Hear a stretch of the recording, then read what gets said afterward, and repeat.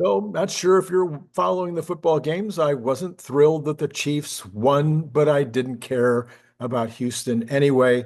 I just, I don't know why I don't like the Chiefs. I'm from Missouri. I should like Kansas City. Anyway, all right.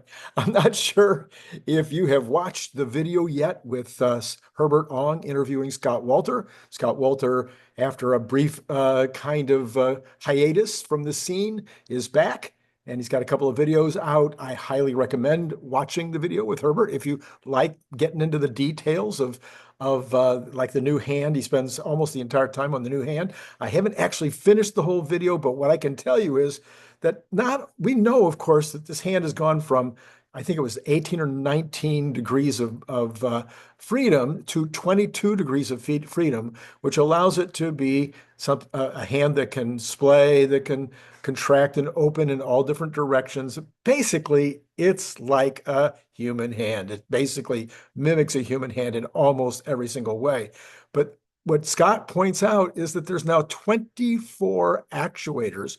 Each finger has four actuators in it and four tendons, so that the tendons are not only causing it to contract, but also to splay back out again. So instead of using springs or other kind of mechanisms, it's using actual tendons to allow it to open back up again. So very fascinating, interesting information. But what that means is, if you're going to catch a ball, you don't want to catch a ball with those four fingers. You don't want to catch a ball like this. You want to catch a ball like that. Okay.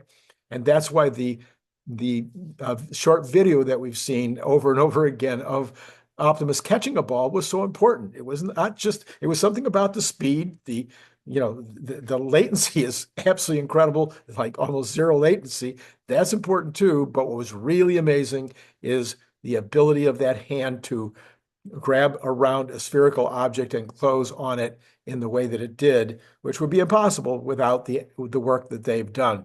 So very interesting. Suggest you watch it.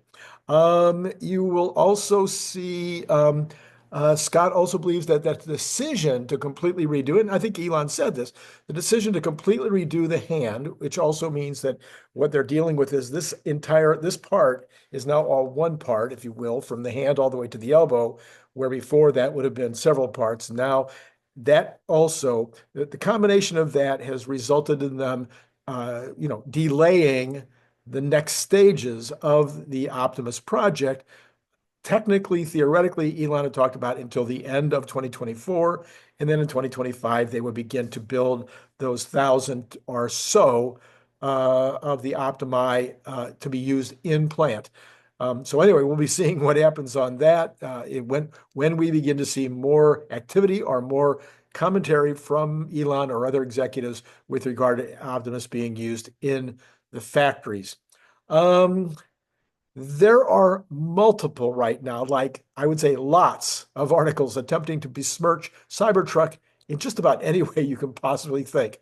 I suspect that this is in response to Cybertruck being the number one selling EV truck in the United States, and that means that that the Cybertruck might eventually start to really, eat into Ford F-150 and Ram vehicle, not even the EV version, but also the ICE versions. Because, let's face it, the Cybertruck beats every single other truck out there on pretty much every metric, and in ways that are just way better.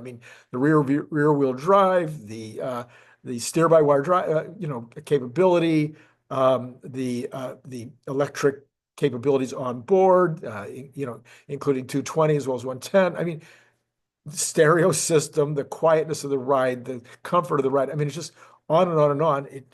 And that's before you even get to electricity or autonomy.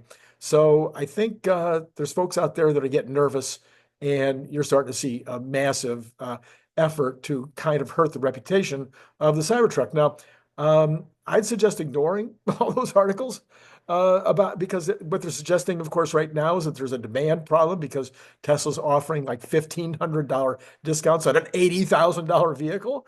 But I don't think that has anything to do with demand for Cybertrucks. It has to do with demands for $80,000 vehicles.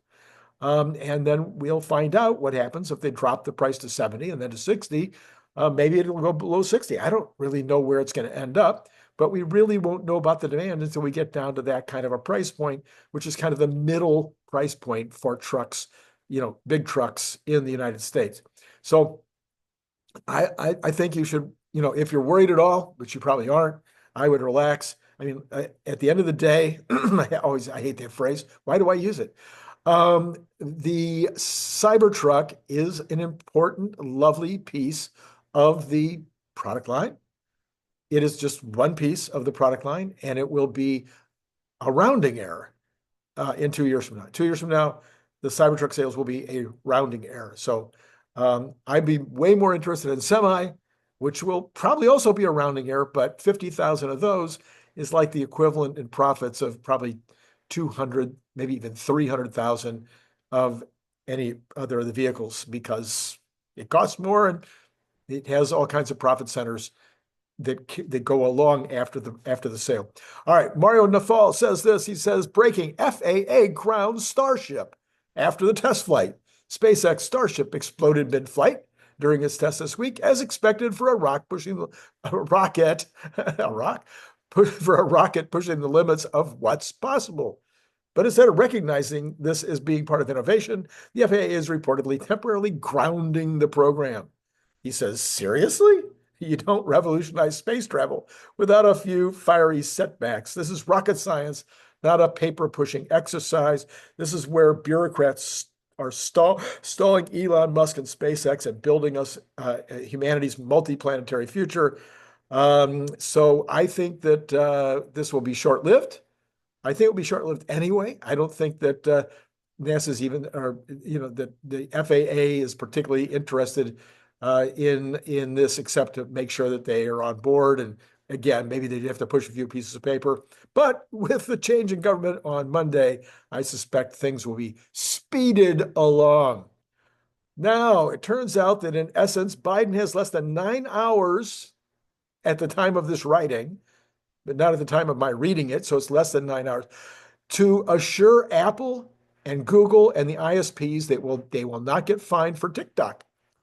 Otherwise, they'll go dark at midnight, and Monday, the executive order by Trump's 90-day extension to get a deal structure in place, we might have seen 24 hours of darkness between the one event and the other event. Well, I'm not sure if that's true or not. I suspect that they'll figure something out.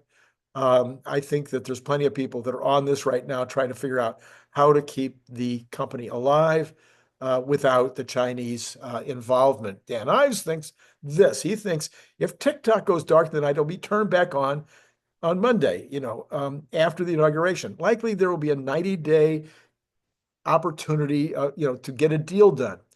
All the focus is on the Biden issuing a statement before midnight today, assuring that they don't have this 24-hour problem. He says, let me talk to you about some slight different content. Whoops, wait a minute, I'm sorry. That wasn't it at all. Dan Ives went on to say, where's the rest of the Dan Ives article? What do we do here? Something happened. So I'll be very Dan Ives. So Dan Ives went on to say that he thinks that Elon Musk is eventually going to be the one. He thinks Elon Musk is going to be the one to buy it. He agreed with me very specifically, saying, I mean, he didn't say Randy Kirk says, and now I agree with him. He just said exactly what I said, which is Elon wouldn't have to raise $1 of his own money. He'd have plenty of opportunity to get lots of money from other places, and that he thinks that will happen, and that it would be, an obvious situation with regard to blending it with XAI and X, and the whole thing just makes sense. Now, whether Dan Ives is right, whether Randy Kirk is right, the thing I am confident about is that Elon would not have to raise any money. Whether Elon's going to buy TikTok, that is a much different issue. All right, let's see here. So I just read all that to you. Something happened to the order of my stuff. Okay, so basically there was no significant news today in terms of the economy. Obviously no reporting on Saturdays, and there just wasn't anything really very in general in the news that I thought was valuable. I'm going to encourage you to hit notify so that you're reminded to watch Brian Wang tonight. No, I'm sorry. Larry Goldberg at 7:45, Brian Wang in the morning. And then I'm going to put a card right up here so that you can go back right now if you have some time and watch the Brian Wang video from this morning. I'm serious. These are some of the best shows that I've ever done. I understand they're not right on the money with regard to Tesla and Tesla stock and the things that are most directly impacting it. But I really believe that these are critical issues that definitely will be impacting Tesla and Tesla stock downstream. All right. I think that's all I've got for you right now. It has been great, as always, talking to you.